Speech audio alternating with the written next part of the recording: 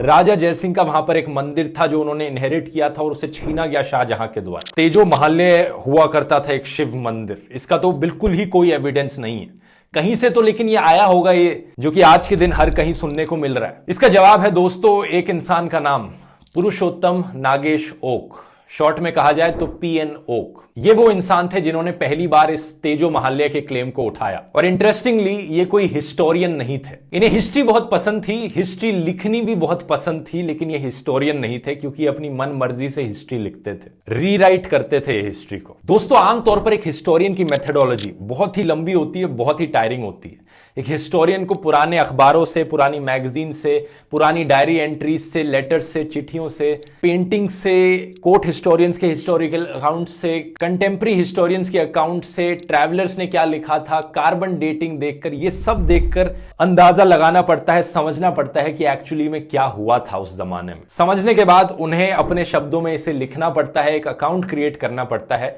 अलग अलग सोर्सेस को साइट करके। उसके बाद उनकी राइटिंग को पीयर रिव्यू किया जाता है बाकी और हिस्टोरियंस के द्वारा, यह चेक करने के लिए कि कितना एक्यूरेट है किसी एक हिस्टोरियन के द्वारा लिखा गया अकाउंट। लेकिन पीएन ओक की मेथोडोलॉजी इससे बहुत अलग थी। उनकी मेथोडोलॉजी थी कि भाई वैटिकन शब्द सुनने में संस्कृत के शब्द वाटिका से काफी सिमिलर लग रहा है, तो हो सकता है कि वैटिकन सिटी एक टाइम पर कोई हिंदू टेंपल होगी। हो क्या सकता है, एक्चुअली में मैं लिख डालता हूं, यही हुआ था। वेस्टमिनिस्टर एबी भी एक हिंदू टेंपल था। ये मैं मजाक नहीं कर रहा हूं दोस्तों, पीएन ओक ने एक्चुअली में यही सब चीजें लिखी थी अपनी पैम्फलेट्स में। अगर ये चीजें सुनने में थोड़ी अजीबोगरीब लग रही हैं, इससे भी ज्यादा अजीबोगरीब चीजें लिखी थी उन्होंने एक पैम्फलेट लिखा था क्रिश्चियनिटी के ऊपर। उन्होंने कहा था क्रिश्चियनिटी एक्चुअली में क्रिश्चियन नीति है। उनके हिसाब से जीसस एक्चुअली में इंडिया में आए थे जब वो 13 से 30 साल की उम्र के बीच में थे और वो क्रिश्चियन नीति सीख कर गए थे। तो जो पूरा क्रिश्चियनिटी धर्म है वो हिंदुइज्म से इंस्पायर्ड है। इतना ही नहीं, उन्होंने ये भी कहा था कि इस्लाम और जूडाइज्म धर्म भी हिंदुइज्म से ही निकल कर आए।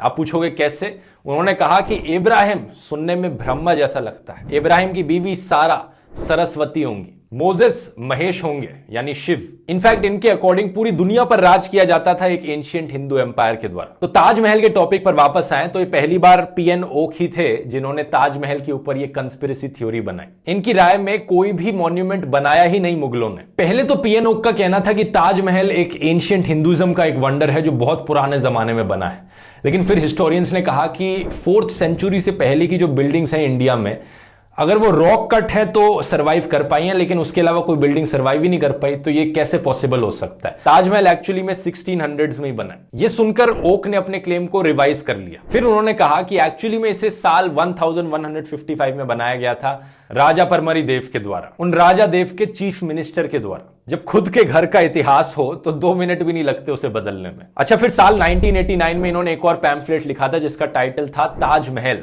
The true story. अपने ही पैम्फलेट के बेसिस पर इन्होंने कोर्ट में एक PIL फाइल करी साल 2000 में, ये कहते हुए कि अब हमें सच जानना पड़ेगा क्या है। इंटरेस्टिंगली इन्होंने कोर्ट में वो बात भी साइट करी थी कि शाहजहां ने राजा जयसिंह की हवेली को एक्वायर किया था। तो एक लाइन इन्होंने एक्चुअल हिस्ट्री से निकाली और बाकी की हिस्ट्री इन्होंने अपने दिमाग से, अपनी इमेजिनेशन से क्रिएट कर दी। सच बताऊं तो पीएन ओक एक बहुत ही अच्छे सुपरहिट फिक्शन राइटर बन सकते थे, लेकिन पता नहीं क्यों वो अपने आप को हमेशा एक सेल्फ प्रोक्लेम्ड हिस्टोरियन करके पुकारते थे। सुप्रीम कोर्ट ने भी उनकी पिटीशन को डिसमिस किया था ये कहते हुए कि वो मिसकंसीव्ड है, और मजाक भी उड़ाया था सुप्रीम कोर्ट ने उनका कहते हुए कि कोई मधुमक्खी ने इन्हें काट लिया ऐसा लगता है। फिर आते हैं हम साल 2010 में। व्हाट्सएप की शुरुआत होती है, व्हाट्सएप यूनिवर्सिटी की शुरुआत होती है, और पीएन ओक की ये जो बनावटी कहानियां थी ये व्हाट्सएप यूनिवर्सिटी की थ्योरीज बन जाती हैं। यही फिक्शनल कहानियां बार बार फॉरवर्ड होकर लोगों तक पहुंचती हैं। लोग यकीन कर बैठते हैं कि ये सच्ची कहानियां हैं और फिर से कोर्ट में हमारे फ्रेश पिटीशंस जाती हैं। हमारे कोर्ट्स का टाइम वेस्ट होता है इन चीजों में। इंटरेस्टिंग चीज ये थी कि व्हाट्सएप यूनिवर्सिटी के इतने सारे फॉरवर्ड कर करके पीएन ओक ने साल 1155 की बात करी थी, लेकिन जो अभी लेटेस्ट पिटीशन थी कोर्ट में फाइल करी गई थी, उन्होंने कहा था कि इसे साल 1212 में बनाया गया। याचिका में ताजमहल के इतिहास को लेकर भी बात कही गई, जिसके मुताबिक